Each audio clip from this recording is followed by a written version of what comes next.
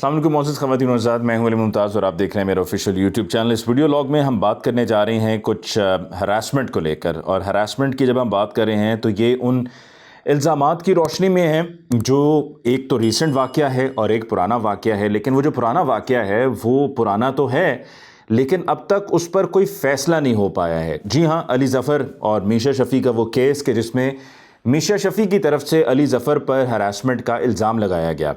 मीशा शफ़ी को भी सब जानते हैं, आर्टिस्ट हैं, सिंगर हैं। दूसरी तरफ अली ज़फ़र सिर्फ सिंगर ही नहीं हैं बल्कि एक्टर भी हैं, प्रोड्यूसर भी हैं और पाकिस्तान से बाहर भी उन्होंने काम किया, बॉलीवुड की फ़िल्मों में काम किया, अपने फ़न का लोहा मनवाया और बहुत से लोगों को पसंद भी हैं। इस पूरे केस में कि जिसमें हमने देखा कि एक तरफ अली ज़फ़र हैं, दूसरी तरफ मीशा शफ़ी हैं, एक दूसरों पर जुमलों का भी तबादला किया गया, जुमलों की बमबारी की गई और मीशा शफ़ी की तरफ से अभी तक उनका यही स्टांस है कि जो मैंने इल्ज़ाम लगाया था बिल्कुल दुरुस्त है। अली ज़फ़र ने कहा है कि जी ये अब तक साबित नहीं कर पाई हैं और ये बेबुनियाद इल्ज़ामात हैं, इसमें कुछ हकीकत नहीं है और इसकी वजह से अली ज़फ़र को नुकसान का भी सामना करना पड़ा है। गुज़श्ता साल सन 2020 में जो PSL हुआ था, उस PSL का जो सॉन्ग है उसमें भी अली ज़फ़र को नहीं डाला गया था। फिर बाद में अली ज़फ़र ने अपना गाना निकाल लिया, भाई हाजिर है, और मेला लूट लिया। पहले उससे एक उन्होंने टैगलाइन दी थी, भाई हाजिर है, और फिर उसके बाद उनका वो सॉन्ग आया, मेला लूट लिया।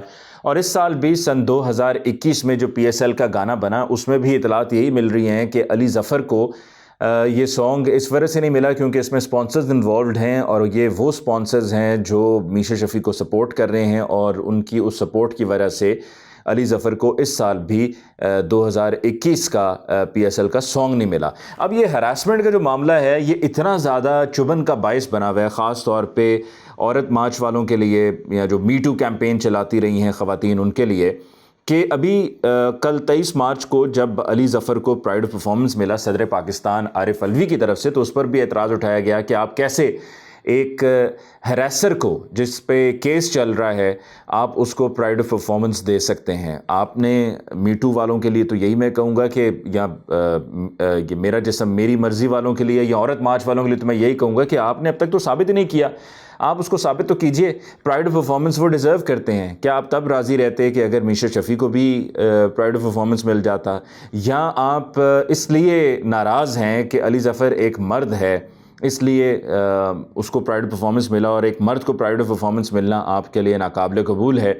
तो वहाँ पर आप देखिए अदाकारा रेशम को भी मिला है। वहीं पर आप देखिए कि आबदा परवीन, लेजेंडरी आबदा परवीन साहिबा को भी प्राइड ऑफ परफॉर्मेंस मिला है। और ये दोनों ये तमाम आर्टिस्ट वो हैं जो डिज़र्व करते हैं। हुमायूं सईद को भी मिला है, बल्कि इससे पहले महविश हयात साहिबा को भी मिला है। तो ख़वातीन को भी मिलते आए हैं, अब भी मिल रहे हैं और अली ज़फ़र की एक इनपुट है और ख़ासा उन्होंने काम किया है ओवर द ईयर्स, तो उनको अगर प्राइड परफॉर्मेंस मिल रहा है तो उसमें क्या हर्ज है। बल्कि मैं तो कहूँगा कि मी टू कैंपेन को चलाने वाले और जो उसके अलमबरदार हैं उनमें से तो कई ऐसे लोग होंगे जिन्होंने शायद उस वक्त अभी होश भी ना संभाला हो या उन्होंने अब तक जो है वो चलना भी ना सीखा हो कि जब अली ज़फ़र का पहला एल्बम आया था। तो अली ज़फ़र अरसा दराज से काम करते चले आ रहे हैं। अली ज़फ़र पर जो लगाए गए इल्ज़ामात हैं वो चूँकि मामला अदालती मामला है और उसका नतीजा अदालत में ही निकलेगा, लेकिन अब तक nothing has been proven and as the saying is कि innocent unless proven guilty. So ये मेरी कही हुई बात नहीं है, ये कानूनी बात है कि जब तक आप पर कुछ चीज़ साबित नहीं हो जाती, जब तक आप पर फ़र्द जुर्म आयद नहीं हो जाती, जब तक आप मुल्ज़िम से मुजरिम नहीं हो जाते, तो आपको बेगुनाह ही तसव्वुर किया जाता है। ये कानूनी बात है। एक दफ़ा फिर आपके लिए दोहराए देता हूँ कि इनोसेंट अनलेस प्रूवन गिल्टी।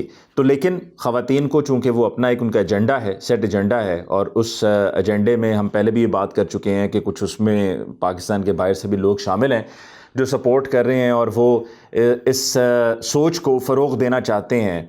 और ख़वातीन के जो हुकूक़ हैं उससे कोई इनकारी नहीं है। हम सब ये कहते हैं कि ख़वातीन को उनके हुकूक़ मिलने चाहिए। ख़वातीन पर जो जुल्म किए जाते हैं, जब जब जहाँ भी जुल्म होगा हम उसके ख़िलाफ़ आवाज़ उठाएंगे, आवाज़ उठाई जाती भी रही है। जहाँ जहाँ हमें ये लगेगा कि कोई ख़ातून गलत बात कर रही हैं, बेबुनियाद इल्ज़ाम लग रहा है, तो वहाँ पर भी हम पर यह फ़र्ज़ है कि हम उस बेबुनियाद इल्ज़ाम पर उसको बेनकाब करें या हम ये बताएं कि ये बेबुनियाद इल्ज़ाम है। हम उस बेबुनियाद इल्ज़ाम को फॉर नो रीज़न डिफेंड नहीं कर सकते, लेकिन अगर सब्सटेंस है तो डेफिनेटली उसको सपोर्ट किया गया है और उसको मुस्तकबिल में भी किया जाता रहेगा। मतलब ऐसा नहीं है कि वन साइडेड ट्रैफिक है कि अली ज़फ़र की ही सपोर्ट में मर्द निकल पड़े हैं और ख़वातीन सारी मीशा शफ़ी की सपोर्ट में निकल आई हैं। It has to be a balanced approach. अगर जहाँ पर जो सही है उसको सही कहना चाहिए और यही ज़िंदगी में भी होना चाहिए कि सही को सही कहें, गलत को गलत कहें। तो ख़वातीन के साथ जो जुल्म सितम होते हैं या जिस तरह हम देखते हैं कि जब कोई काम पर ख़ातून निकलती है या अगर कहीं सड़क पर से गुज़र रही हो, खड़ी हो, तो वहाँ पर उसको फिर जुमले कहे जाते हैं। जब जब यहाँ ऐसा कुछ हुआ है वहाँ पर लोग बोले हैं, मर्द भी बोले हैं, सिर्फ ख़वातीन ही नहीं बोली हैं, शायद ख़वातीन तो कम बोली हैं,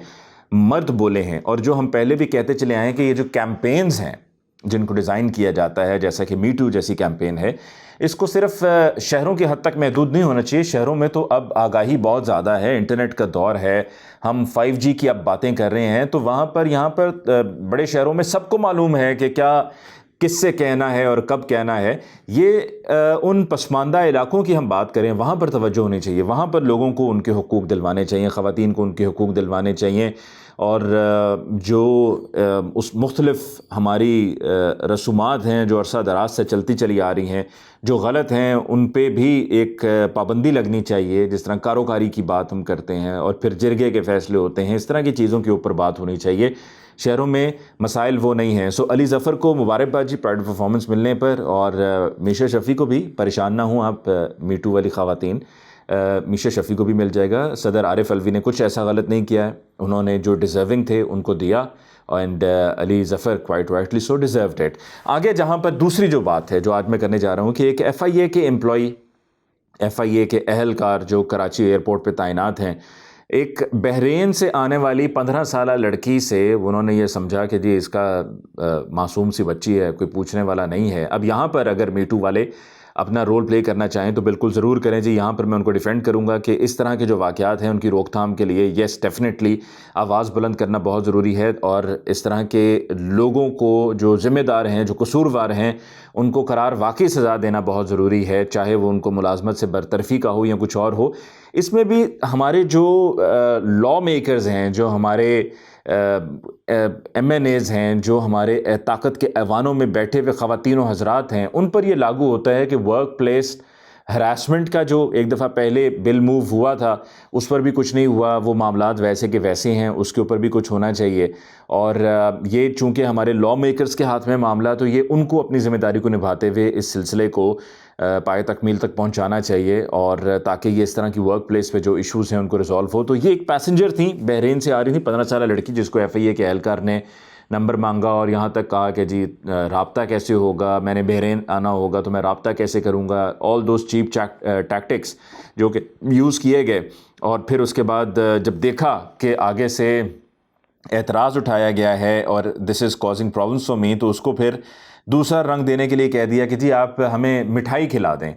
तो वीडियो बनाने वालों ने उस शख्स को सामने खड़ा करके बिल्कुल सही कहा कि भाई आप मिठाई भी जो मांग रहे हैं किस लिए मांग रहे हैं। उन्होंने कहा जी मैं मजाक से, आगे से FIA के एहलकार का जवाब था कि जी मैंने मजाक से ये कहा। मजाक करते हैं भाई, क्यों मजाक करते हैं, किस लिए मजाक करते हैं। जो वीडियो बनाने वाले थे उन्होंने भी बिल्कुल सही एतराज़ उठाया कि आपका और उनका मजाक है जो आप मजाक करते फिर रहे हैं और आप कह रहे हैं जी मिठाई खिलाएं। किस बात पे आप जो है वो ज़रा ओवर हो रहे हैं, हद से बाहर निकल रहे हैं, और ये डेफिनेटली हरासमेंट है। ये this is a pure definition of harassment. और उसके नतीजे में अब FIA ने उस अहलकार के ख़िलाफ़ एक्शन लिया है। और इसी तरह से और भी कहीं पर जहाँ पर मुसाफिरों को, लोगों को कोई अपनी पोजीशन की वजह से हरास करता है तो डेफिनेटली वहाँ पर एक्शन होना चाहिए। और किसी को खामोश नहीं रहना चाहिए ये सोच कर कि जी ये इख्तियार वाले हैं, ये बावर्दी लोग हैं, हम यहाँ पर इनके ख़िलाफ़ कोई आवाज़ उठाएंगे तो हमारे लिए किसी किस्म का मसला खड़ा कर दिया जाएगा।